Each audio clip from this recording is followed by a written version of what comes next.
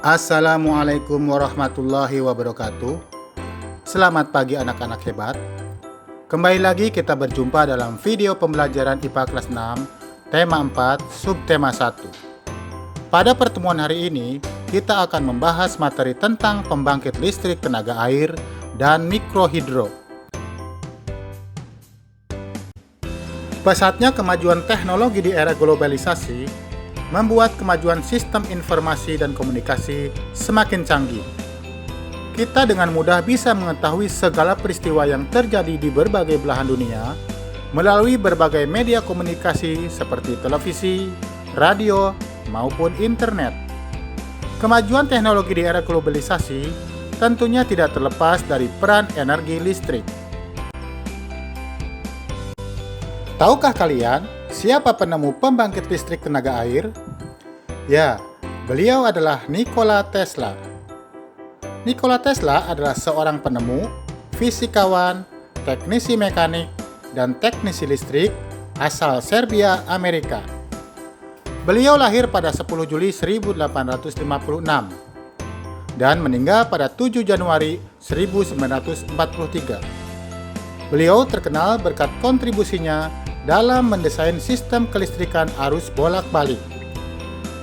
Dan beliau adalah penemu pembangkit listrik tenaga air pertama di dunia dengan memanfaatkan energi potensial dari air yang berada di air terjun Niagara. Bagaimana listrik dapat dihasilkan dari tenaga air?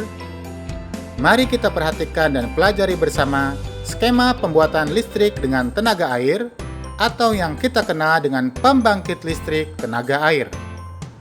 Komponen atau peralatan yang diperlukan adalah yang pertama, air dari waduk atau sungai.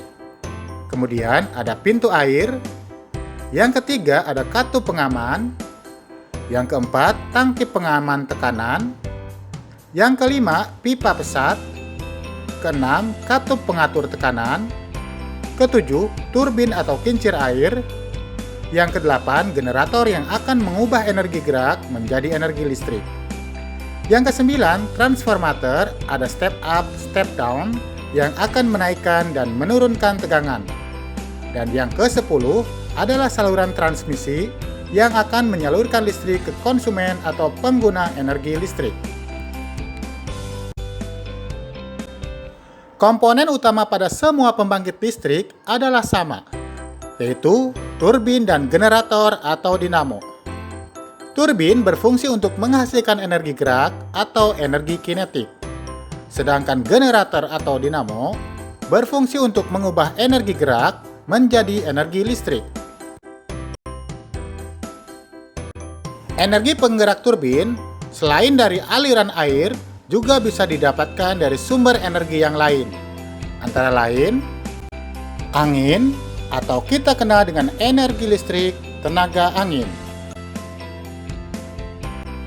Berikutnya bisa juga didapatkan dari uap, atau kita kenal dengan pembangkit listrik tenaga uap.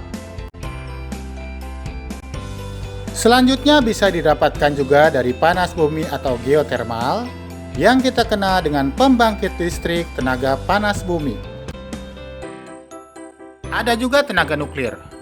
Tenaga nuklir ini menghasilkan reaksi fusi dan reaksi fisi yang bisa dimanfaatkan menjadi sumber energi listrik, sehingga disebut sebagai pembangkit listrik tenaga nuklir. Berikutnya ada diesel, yang kita sebut sebagai pembangkit listrik tenaga diesel. Itulah tadi beberapa contoh dari pembangkit listrik. Di daerah pedesaan yang belum terjangkau aliran listrik dari pemerintah, warga terkadang membuat pembangkit listrik secara mandiri yang dikenal dengan nama mikrohidro melalui pemanfaatan aliran air dari sungai atau air terjun yang ada di daerahnya. Perhatikan gambar. Ini adalah bentuk dari mikrohidro atau kita kenal dengan pembangkit listrik tenaga mikrohidro. Proses menghasilkan listrik pada pembangkit listrik mikrohidro bisa diperhatikan pada gambar berikut ini. Secara sederhananya, skemanya seperti ini. Dimulai dari aliran sungai. Aliran sungai menjadi sumber energi dalam PLTMH atau pembangkit listrik tenaga mikrohidro. Saluran air dibuat lebih miring agar air mengalir lebih deras. Kemiringan saluran air kira-kira 25 derajat. Kemudian yang kedua, kincir air. Aliran sungai akan menggerakkan kincir air. Kincir air ini berfungsi mengubah energi potensial air menjadi energi gerak. Putaran kincir air dihubungkan dengan generator atau dinamo yang kita sebut sebagai penghubung kincir air dan generator. Penghubung kincir air dan generator dapat menggunakan sabuk, roda gerigi, atau dapat dihubungkan langsung pada poros kincir air dan generator. Berikutnya yang keempat adalah komponen utamanya, yaitu generator. Ketika kincir air bergerak, maka generator pun ikut bergerak. Generator yang bergerak akan mengubah energi gerak menjadi energi listrik. Selanjutnya yang kelima adalah saluran transmisi.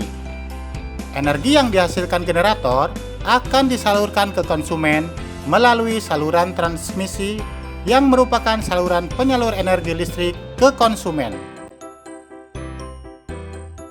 Semakin deras aliran air, kincir air akan berputar semakin cepat.